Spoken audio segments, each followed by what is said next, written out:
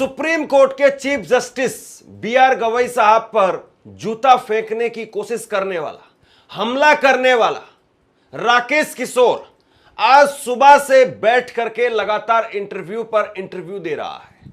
अपने घर में बैठ करके कल दिल्ली पुलिस ने इसको छोड़ दिया और इसने खुद अपने इंटरव्यू में बताया है कि दिल्ली पुलिस का बहुत धन्यवाद, दिल्ली पुलिस ने मुझे लंच करवाया। ये अपने इंटरव्यू में इसने खुद से अपनी जुबानी बताया कि दिल्ली पुलिस। खबर आप लोगों तक पहुंच चुकी होगी कि किस तरह से सुप्रीम कोर्ट के अंदर चीफ जस्टिस ऑफ इंडिया के ऊपर यानी सबसे बड़े जज के ऊपर जूता फेंका गया। अब देखिए किस तरह से जनता सड़कों पर उतरी हुई है। जूता फेंकने वाले के घर का पूरी तरह से घेराव कर लिया गया है, यानी उसके घर को पूरी तरह से घेर लिया गया है और उसके लिए किस तरह की सुख सुविधाएं की जा रही हैं वो तस्वीरें आप लोगों के संग शेयर करेंगे और किस तरह से प्रधानमंत्री नरेंद्र मोदी जी इसके अंदर फंसे हुए नजर आ रहे हैं। दोस्तों हमारे साथ वरिष्ठ पत्रकार मौजूद है धर्मेंद्र सिंह, आप उनकी इस रिपोर्ट को देखिए। नहीं चलेगी, नहीं चलेगी, नहीं चलेगी, नहीं चलेगी। जय भीम, जय भीम। पीजीआई का ये अपमान नहीं सहेगा हिंदुस्तान, जातिवाद नहीं चलेगा, नहीं चलेगा, नहीं चलेगा, नहीं सहेगा हिंदुस्तान। सुप्रीम कोर्ट के चीफ जस्टिस बी.आर. गवई साहब पर जूता फेंकने की कोशिश करने वाला, हमला करने वाला राकेश किशोर आज सुबह से बैठ करके लगातार इंटरव्यू पर इंटरव्यू दे रहा है। अपने घर में बैठ करके कल दिल्ली पुलिस ने इसको छोड़ दिया और इसने खुद अपने इंटरव्यू में बताया है कि दिल्ली पुलिस का बहुत धन्यवाद, दिल्ली पुलिस ने मुझे लंच करवाया। ये अपने इंटरव्यू में इसने खुद से अपनी जुबानी बताया कि दिल्ली पुलिस ने मेरा लंच करवाया, मुझे खाने के लिए दिया, फिर मुझे चाय बिस्किट दिया, कई बार मुझसे पानी के लिए पूछा। दिल्ली पुलिस का बहुत मैं धन्यवाद करता हूं। दिल्ली पुलिस लठ बजाओ हम तुम्हारे साथ हैं, ये नारे कहां पर लगते हैं हमें खूब अच्छे से पता है। खैर सवाल यह है कि राकेश किशोर के इंटरव्यू किसके इशारे पर हो रहे हैं और अब राकेश किशोर उसके घर पर लोग पहुंच गए जूता ले लेकर के, जूतों की माला लेकर के, जूतों की माला लेकर गए। नहीं चलेगी, नहीं चलेगी। जय भीम, जय भीम। पीजीआई का ये अपमान नहीं सहेगा हिंदुस्तान, जातिवाद नहीं चलेगा, नहीं चलेगा, नहीं चलेगा, नहीं सहेगा हिंदुस्तान। सबसे बड़ी बात यह है कि जिस तरीके से राकेश किशोर के इंटरव्यू हो रहे हैं, जाहिर सी बात है लोगों के अंदर इस बात को लेकर के एक नाराजगी है कि कैसे कोई शख्स देश के सुप्रीम कोर्ट के सीजीआई पर हमला करने की कोशिश करता है और उसके बाद में मजे से वो सीजीआई पर हमला करने की इंटरव्यू कोशिश दे रहा है। राकेश किशोर वो ये भी कह रहा है कि मैं माफी नहीं मांगूंगा, मैं माफी नहीं मांगूंगा, मैंने जो कुछ किया है वो पूरे होश हवास में किया है, मैं नशे में नहीं था, ये भी उसने कहा। तो जाहिर सी बात है लोग जब उसके ऐसे इंटरव्यू सुनेंगे तो उसके बाद में एक गुस्सा तो स्वाभाविक है कि लोगों का दिखाई दे। नहीं सहेगा हिंदुस्तान, नहीं सहेगा हिंदुस्तान, बाबा साहब का ये अपमान, नहीं सहेगा हिंदुस्तान, बाबा साहब का ये अपमान। नहीं सहेगा हिंदुस्तान। जय जय जय जय जय भीम, जय भीम, जय भीम, जय भीम, जय भीम, जय जय जय भीम, जय भीम, जय भीम, जय भीम। इस तरह से जनता सड़कों पर उतरी हुई है। आम आदमी पार्टी ने इसके घर पर जाकर के कैसा हमला भारत बना दिया यार। बताया जा रहा है कि दिल्ली के अंदर मयूर विहार में इसका घर है।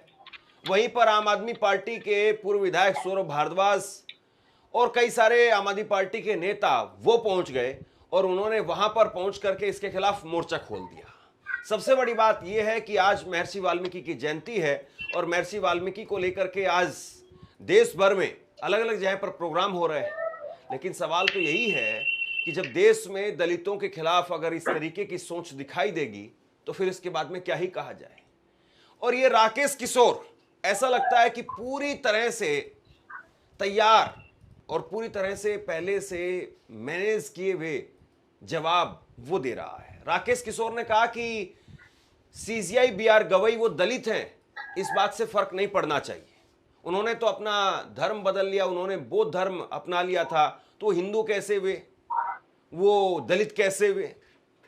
तो कुल मिलाकर के जब इस तरह के इंटरव्यू बाहर निकल करके सामने आए तो उसके बाद में आम आदमी पार्टी ने इसके घर का घेराव किया। सबसे पहले मैं अपनी सभी घेराव बहनों किया। का, नौजवान साथियों का, बहुत सारे पार्षद साथियों का, विधायक साथियों का, पूर्व विधायक, पूर्व पार्षद साथियों का धन्यवाद करूंगा।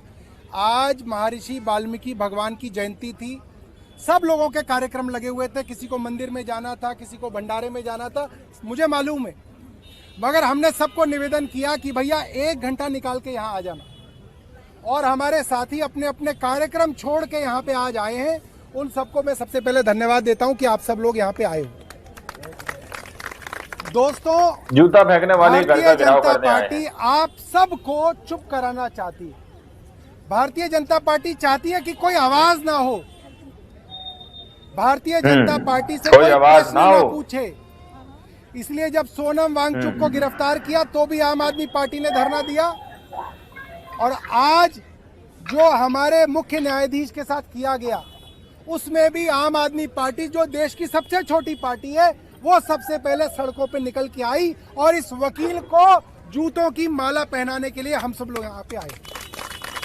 तो आप सब क्रांतिकारी साथियों को मैं इसका धन्यवाद करता हूँ। ये मामला किसी एक सरफिरे वकील का नहीं है जिसने मुख्य न्यायाधीश के ऊपर जूता मारा, और नहीं, पिछले 1 महीने से आप देखिए कि मुख्य न्यायाधीश को भारतीय जनता पार्टी की ट्रोल आर्मी टारगेट कर रही है। मुख्य न्यायाधीश ने नया जूता क्यों पहना है, इसके ऊपर भी मुख्य न्यायाधीश को गाली दी जा रही थी। क्यों भाई?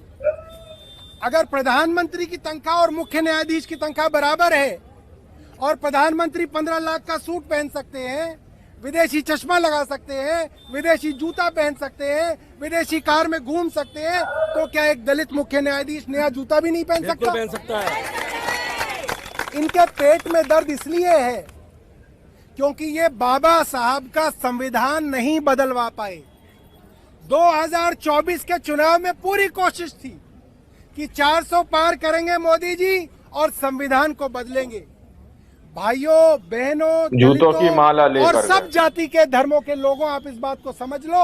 अगर आज हम इस सड़क पे बैठ के आवाज उठा पा रहे हैं, वो इसलिए उठा पा रहे हैं क्योंकि प्रधानमंत्री को 400 पार नहीं मिले और ये हमारे संविधान को नहीं बदल पाए।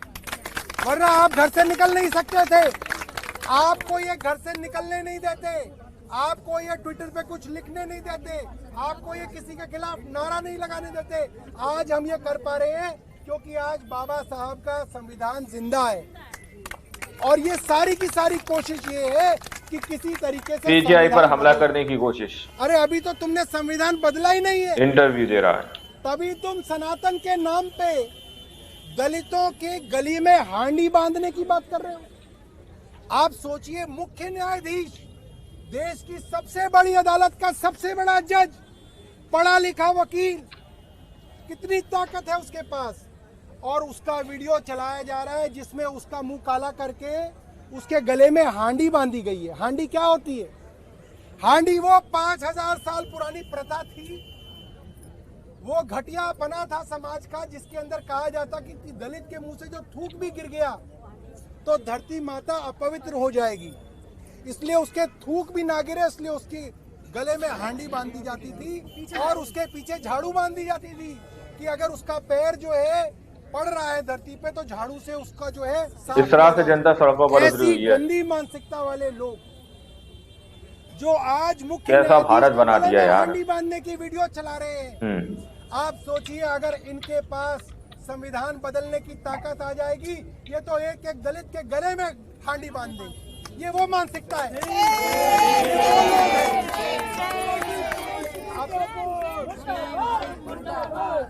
क्या किया जा रहा है 2 दिन से? एक सरफिरे वकील को, जिसके खिलाफ सारी की सारी आरडब्ल्यू है, जिसके खिलाफ यहाँ के रेजिडेंट लिख के पुलिस के अंदर कंप्लेंट दे चुके हैं, ऐसा सरफिरा आदमी, उसको कहा जा रहा है कि ये भगवान का अवतार है, ये हीरो है, ये नायक है, ये सच्चा सनातनी है, और मुख्य न्यायाधीश को गालियां दी जा रही है। ये सोशल मीडिया पे चल रहा है, हजारों लोग उसको रिट्वीट कर रहे हैं, शेयर कर रहे हैं। क्योंकि सरकार का संरक्षण है, केंद्र सरकार का संरक्षण है। इसीलिए आज कमजोर से कमजोर, डरपोक से डरपोक आदमी अपने आप को जो है बहादुर दिखा रहा है, क्योंकि इतनी बड़ी जो है पुलिस जो है उनके लिए लगी हुई है, पूरा प्रशासन, पूरी सरकार उनके लिए घेराव किया। इसीलिए आज इन लोगों की हिम्मत हो रही है कि दलितों को और दलित मुख्य न्यायाधीश को आज गालियां दे पा रहे हैं, क्योंकि सरकार का इनके पीछे संरक्षण है।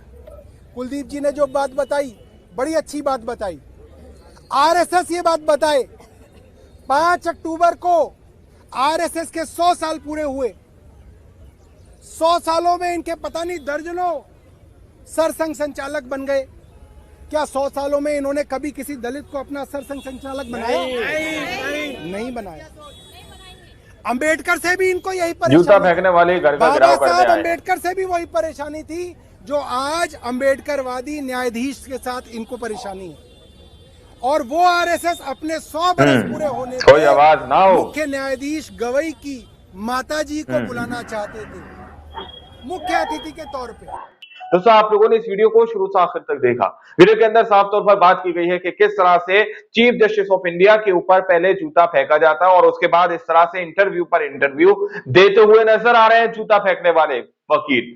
जरा सोचिए कि आखिर एक ऐसे न्याय के मंदिर के अंदर से इस तरह की तस्वीरें सामने निकल कर आना आखिर किस और देश को मोड़ती हुई नजर आ रही है दोस्तों, जिसमें पुलिस ने उनको हिरासत में लिया, फिर छोड़ भी दिया। अब सोशल मीडिया पर लोग सवाल कर रहे हैं कि एक तरफ चीफ जस्टिस ऑफ इंडिया के ऊपर जूता फेंका जा रहा है, उनको रिहा कर दिया जा रहा है, तो एक तरफ अगर कोई अपना अधिकार मांगता है, सोना मांग चुक जाता है शख्स, तो उसको डिटेन कर लिया जाता है, उनको कस्टडी में ले लिया जाता है, उनको हिरासत में ले लिया जाता है। आखिर ये कौन सा भारत बना रहे हैं साहब? लोग सवाल पूछने लगे हैं मोदी जी को लेकर। जैसा स्टार्टिंग में मैंने कहा कि मोदी जी भी इसमें बसते हुए नजर आ रहे हैं, तो लोग पूछ रहे हैं कि आखिर कौन सा भारत बना रहे हो आप?